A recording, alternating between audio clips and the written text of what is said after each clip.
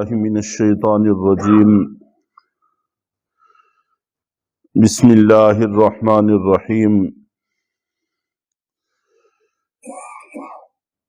تیسرے پارے کے آخر میں اس بات کا ذکر تھا کہ اگر کوئی شخص کفر کی حالت میں دنیا سے چلا جائے خدا نخواستہ،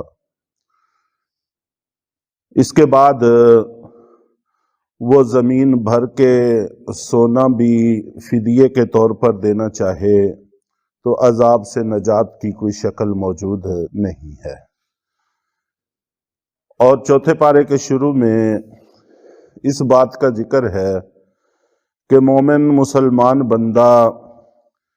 کچھ بھی اللہ کے راستے میں خرچ کرتا ہے تو اس پر اس کو اجر عظیم عطا کیا جاتا ہے۔ حضرت ابو ہریرہ رضی اللہ تعالی عنہ نقل کرتے ہیں کہ اللہ کے نبی صلی اللہ علیہ وسلم نے ارشاد فرمایا، اخلص دینک یکفیک قلیل من العمل، کہ اپنے دین میں اخلاص پیدا کرو تو تھوڑا عمل بھی تمہیں کافی ہو جائے گا، بخشش کے لیے، نجات کے لیے تھوڑا عمل بھی کام دے جائے گا۔ اخلاص کا معنی ہے کہ صرف اللہ کو دکھانے کے لیے، اللہ کو راضی کرنے کے لیے، اللہ کی خوشنودی کے لیے عمل کیا جائے۔ اور قیامت والے دن اعمال کی گنتی نہیں ہوگی بلکہ وزن ہوگا، اور اعمال میں وزن اخلاص ہی سے پیدا ہوتا ہے۔ تو اس حدیث مبارکہ سے یہ بات واضح ہو گئی کہ اگر بندہ مومن ہے، مسلمان ہے، تو وہ تھوڑا عمل بھی کرے گا تو انشاءاللہ العزیز وہ اس کے لیے کافی ہوگا، اور اگر خدا نخواستہ ایمان نہ ہو تو بڑے سے بڑا عمل بھی اس کو کام نہیں دے گا۔ اور پھر یہاں پر البر کا لفظ ہے کہ لن تنالوا البر، کہ تم نیکی کے مقام کو نہیں پا سکتے حتی تنفقوا مما تحبون، یہاں تک کہ اپنی محبوب چیزوں کو خرچ نہ کرو۔ البر اور البر زبر کے ساتھ اور زیر کے ساتھ دونوں طرح قرآن و سنت میں، حدیث میں کثرت سے استعمال ہوا ہے۔ البر کا ایک معنی جنت بیان کیا گیا ہے کہ تم جنت کو ہرگز نہیں پا سکتے یہاں تک کہ محبوب چیزوں کی قربانی دو۔ اور ظاہر ہے کہ جنت کو پانے کے لیے کمال نیکی ضروری ہے، اور کمال نیکی حاصل ہوتی ہے محبوب چیزوں کو قربان کرنے سے۔ اور البر کا ایک معنی براہ راست نیکی بھی آتا ہے، اور جب آدمی نیکی کرتا ہے، محبوب چیزوں کو قربان کرتا ہے تو بدلے میں اللہ رب العزت بہت کچھ اس کو عطا فرما دیتے ہیں۔ اور اس سے سابقہ آیات کے ساتھ ایک اور ربط بھی پیدا ہو گیا ہے، وہ یہ کہ جہاں پر مال اور یہ چیزیں جو ہمیں اچھی لگتی ہیں، ہماری ضرورت کی ہیں، اس میں سے اللہ کے راستے میں خرچ کرنا چاہیے، تو پھر اللہ تعالیٰ نیکی کا کمال عطا فرماتے ہیں۔ وہیں پر اقتدار، عہدہ، اعزازات، یہ چیزیں بھی انسان کو محبوب ہوتی ہیں، ان کی قربانی دینی چاہیے، اور ان کی قربانی دے کر اسلام پر عمل کی کوشش کرنی چاہیے۔ چنانچہ نجران کا جو وفد آیا تھا، ان میں جو سب سے بڑا پادری تھا، اس نے اس بات کا اعتراف کیا تھا کہ نبی پاک صلی اللہ علیہ وسلم سچے نبی ہیں۔ اس کو کہا گیا کہ پھر ایمان کیوں نہیں لاتے؟ اس نے کہا پھر یہ جو عہدے ہیں ہمارے پاس، یہ جو ہمیں وظائف ملتے ہیں، زمینیں ملی ہوئی ہیں، اعزازات حاصل ہیں، یہ سب ختم ہو جائے گا، یہ سب چھن جائیں گے۔ تو ان کو بتایا جا رہا ہے کہ اگر تم کمال نیکی چاہتے ہو تو پھر یہ جو اسلام میں داخل ہونے میں رکاوٹیں تمہیں نظر آ رہی ہیں، چاہے مال و دولت ہو، چاہے اقتدار ہو، چاہے اعزازات ہوں، ان کی قربانی دینا ہوگی۔ اور یہود کا بھی یہی خیال تھا، اور مشرکین مکہ کے حوالہ سے تو سبھی جانتے ہیں، انہوں نے باقاعدہ پیشکش بھی کی تھی کہ اگر اس دعوت سے آپ کا خیال یہ ہے کہ آپ اقتدار چاہتے ہیں، ہم آپ کو اقتدار دے دیتے ہیں، اور اگر آپ دنیا چاہتے ہیں تو ہم وہ بھی جمع کر دیتے ہیں، اور اگر کوئی اچھی جگہ شادی چاہتے ہیں تو ہم یہ بھی کر لیتے ہیں، لیکن دعوت کا کام چھوڑ دو۔ ان کا خیال بھی یہی تھا کہ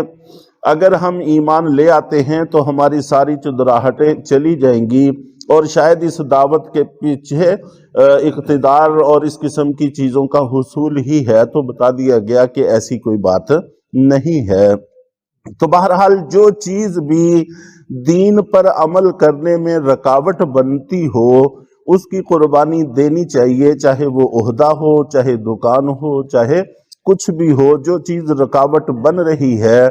تو اس رکاوٹ کو ختم کرنا ضروری ہے تاکہ انسان دین پر عمل کر سکے اور آخرت کے سارے فوائد سمیٹ سکے۔ اور البر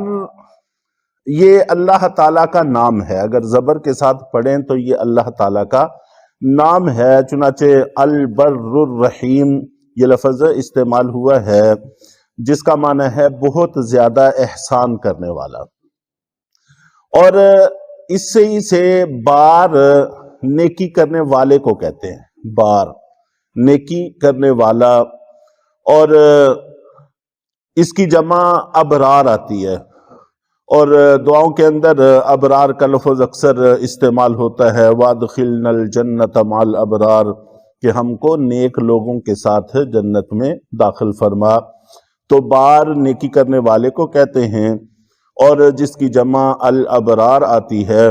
اور اسی طرح سید الابرار یہ لفظ بھی استعمال ہوتا ہے کہ نیک لوگوں کے سردار، کوئی بہت زیادہ نیک ہو تو اس کے لیے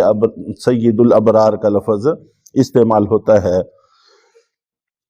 خود نبی پاک صلی اللہ علیہ وسلم سے بھی پوچھا گیا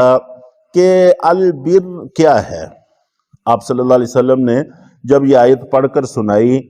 تو صحابہ کرام نے عرض کیا کہ اللہ کے رسول، البر کیا ہے کہ جس کو پانا ضروری ہے، محبوب چیزوں کو خرچ کیے بغیر ہم اس کو نہیں پا سکتے، وہ کیا ہے؟ تو اللہ کے نبی صلی اللہ علیہ وسلم نے اس کے بارے میں ارشاد فرمایا، البر مطمئن، کہ بر نیکی وہ چیز ہے جو تمہارے نفس کو مطمئن کر دے، جس کے کرنے کے بعد انسان کے دل کو اطمینان نصیب ہو کہ میں نے اچھا کام کیا ہے، تو اسی کو نیکی کہتے ہیں۔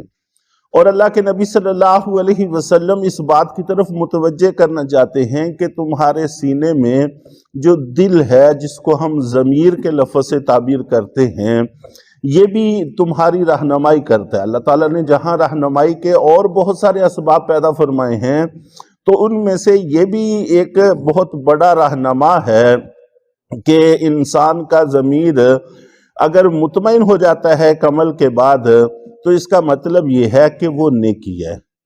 اور پھر آپ نے فرمایا کہ گناہ الاسم ما حاک فی الصدر، کہ گناہ وہ چیز ہے جو تمہارے دل کے اندر کھٹکا پیدا کرے، اور تمہیں اس بات کا ڈر محسوس ہو کہ لوگ اس پر مطلع نہ ہو جائیں، لوگوں کو کہیں پتہ نہ چل جائے۔ تو آپ نے گناہ کی بھی تعریف فرما دی کہ گناہ اس چیز کو کہتے ہیں جس میں دو چیزیں پائی جائیں، ایک تو تمہارے دل کے اندر کھٹکا پیدا کرتا ہے، اور دوسرے نمبر پر کہ اس بات کا ڈر محسوس ہوتا ہے کہ لوگ اس پر واقفیت حاصل نہ کر لیں، اگر لوگوں کو پتہ چلے گا تو وہ کیا کہیں گے، تو بس یہ گناہ ہے، اس کو ترک کر دینا چاہیے۔ اگر انسان پھر بھی نہ چھوڑے تو پھر اس کے بعد نفس طرح طرح کی جواز کی صورتیں پیدا کر کے دکھانا شروع کر دیتا ہے۔ تو نیکی وہ ہے جو دل میں اطمینان لے کر آتی ہے، اور گناہ وہ ہے جو دل کے اندر کھٹکا لے کر آتا ہے۔ تو جو چیز اطمینان کا باعث ہے اس کو کرنا چاہیے، اور جو دل کے اندر تردد پیدا کرے، کھٹکا پیدا کرے، اس کو ترک کر دینا چاہیے، اور جس کے بارے میں یہ بھی ڈر ساتھ لگ جائے کہ کہیں لوگ اس پر واقفیت حاصل نہ کر لیں۔ تو بہرحال یہ البر نیکی کس کو کہتے ہیں، اس کی وضاحت میں چند ایک باتیں عرض کی گئی ہیں۔ اللہ تعالی ہم سب کو نیک اعمال پر لگنے کی توفیق عطا فرمائیں۔